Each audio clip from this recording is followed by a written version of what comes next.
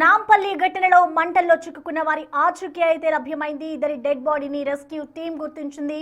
ఇటు 2 డెడ్ బాడీలను కూడా ప్రస్తుతం ఉస్మానియా హాస్పిటల్కి తరలించారు. ఈ ఘటనకి సంబంధించి నిన్న ఏదైతే ఇటు నాంపల్లిలోని ఫర్నిచర్ షాప్లో అగ్ని ప్రమాదం చోటు చేసుకుందో దాదాపు 20 గంటలు పైనే పడిందని చెప్పుకోవాలి. ఇందులో 6 చిక్కుకున్నట్లుగా కూడా తెలుస్తుంది. 6లో 2 మృతదేహాలను అయితే ఎట్టకేలకు రెస్క్యూ టీం వాళ్ళని బయటకు తీసుకొచ్చింది. ప్రస్తుతం వాళ్ళ మృతదేహాలని కూడా ఇటు ఉస్మానియా ప్రభుత్వ ఆసుపత్రికి తరలిస్తూ ఉన్నారు. ఇక మరొక 4 కోసం అయితే ఇంకా రెస్క్యూ బృందాలు అక్కడికి చేరుకొని వారి ఆచూకీ కోసం కూడా గాలింపు చర్యలు కొనసాగిస్తున్నారు.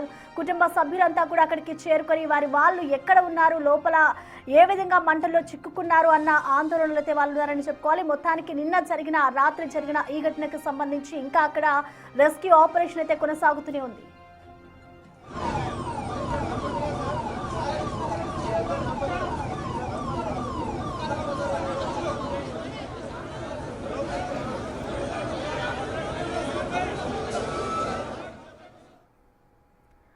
ఈ ఘటనకి సంబంధించిన మరింత అప్డేట్స్ అందించేందుకు మా ప్రతినిధి సుజాత మనకి లైవ్ లో అందుబాటులో ఉన్నారు. సుజాత, మనం చూస్తున్నా మొత్తం 6 మంటల్లో అయితే చిక్కుకున్న వాళ్ళలో 2 అయితే ఎట్టకేలకు బయటకు తీశారు. ఇంకా 4 బయటకు తీసేందుకు ఎంత సమయం పడుతుంది అనుకోవచ్చు? అసలు రెస్క్యూ ఆపరేషన్ ఎలా కొనసాగుతుంది?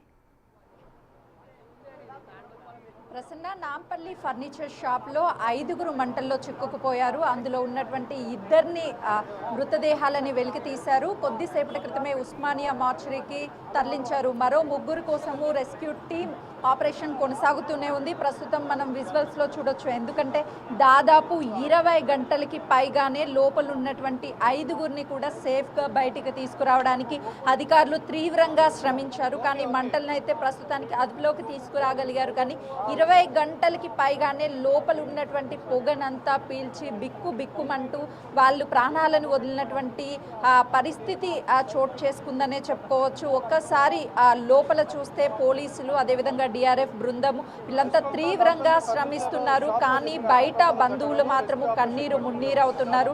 ఎందుకంటే ఇప్పటికే 2 మృతదేహాలను గుర్తించి మార్చురీకి తరలించారు. మరో 3 పరిస్థితి ఏ విధంగా ఉందో అని కుటుంబ సభ్యులైతే ఆందోళన చెందుతున్నారు. కానీ ఇక్కడ 20 గంటలకి పైగానే డిఆర్ఎఫ్ బృందం కావచ్చు, రెస్క్యూ టీం, పోలీసులు, ఫైర్ సిబ్బంది తీవ్ర ప్రయత్నాలు చేశారు.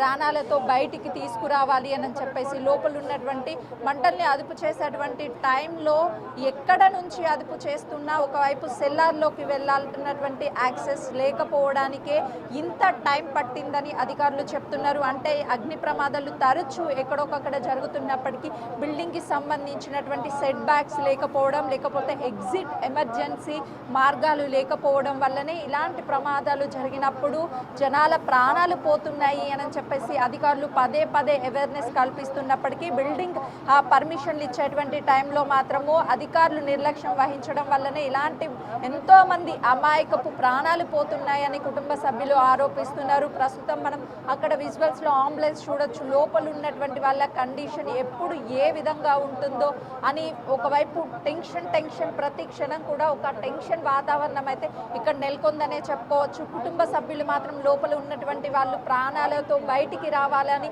ఆ దేవుణ్ణి ప్రార్థిస్తున్నామని వాళ్ళు చెప్తున్నారు. కానీ లోపల సిచ్యువేషన్ అసలు ఏ విధంగా ఉందో ఎవరు వెళ్ళలేనటువంటి పరిస్థితి అయితే లోపల ఉంది.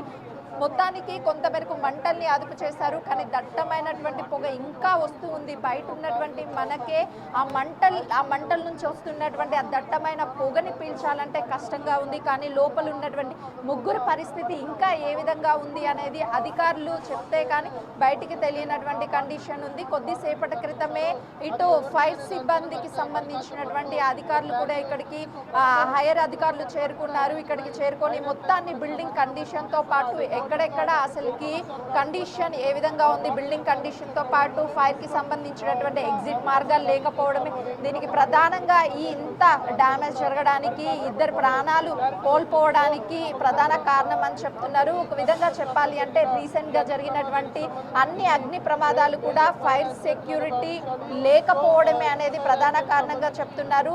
రీసెంట్గా జరిగినటువంటి ప్రమాదాల్లోకెల్లా అతిపెద్ద అగ్ని ప్రమాదంగా ఈ ప్రమాదాన్ని అధికారులు భావిస్తున్నారు. 20 గంటలకి పైగానే రెస్క్యూ చేసినప్పటికీ కూడా మంటలు అదుపులోకి రాలేదు అని అంటే ప్రమాదం ఎంతగా జరిగింది అనేది కళ్ళకు కట్టినట్టుగా చాలా స్పష్టంగా కనిపిస్తుంది.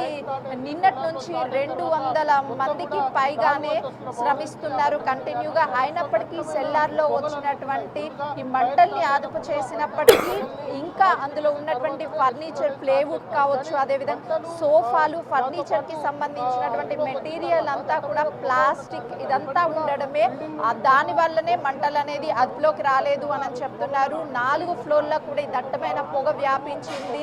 నిపుణులు కూడా బిల్డింగ్ కి సంబంధించినటువంటి ఏ విధంగా ప్రస్తుతం ఆ బిల్డింగ్ స్టేటస్ ఉంది, బిల్డింగ్ సెక్యూర్ జోన్ లో ఉందా లేదంటే రెస్క్యూలో ఉందా అనేది కూడా మరికొద్ది సేపట్లోనే అధికారులు వచ్చి ఇక్కడ పరిశీలించిన తర్వాత ఒక నివేదికను కూడా తయారు చేయనున్నారు. రీసెంట్ గా జరిగినటువంటి అగ్ని ప్రమాదాలు అన్నిట్లో కూడా బిల్డింగ్లు అనేది రెస్క్యూనే మారాయని చెప్పుకోవచ్చు. ప్రమాదంలోనే ఉండడంతో వాటిని నేలమట్టం చేసినటువంటి పరిస్థితి కూడా ఆ రోజుల్లో చోటు చేసుకుంది. మరొకసారి ఈ బిల్డింగ్ కండిషన్ కూడా కోల్పోయినట్లుగా కూడా అటు అధికారులు భావిస్తున్నారు. కాబట్టి మొదట లోపల ఉన్నటువంటి మరొక 3 బయటికి తీసిన తర్వాత మొదటి నుంచి లోపల 6 ఉన్నారని భావించారు. కానీ ఒక వ్యక్తి కేవలం కాపాడడానికి లోపల 5 ఉన్నారు. వాళ్ళని కాపాడడానికి వెళ్ళి కాపాడలేక వెనక్కి వచ్చి హాస్పిటల్లో అడ్మిట్ అయి ట్రీట్మెంట్ పొందుతున్నాడు.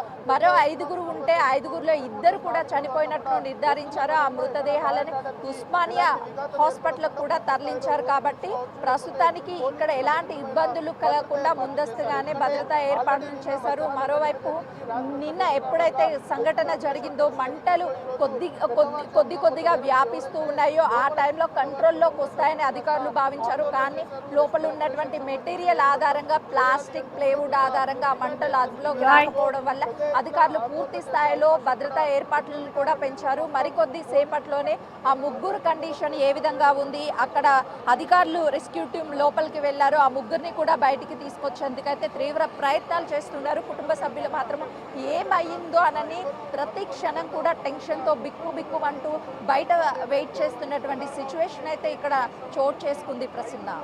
Okay, thank you Sujatha.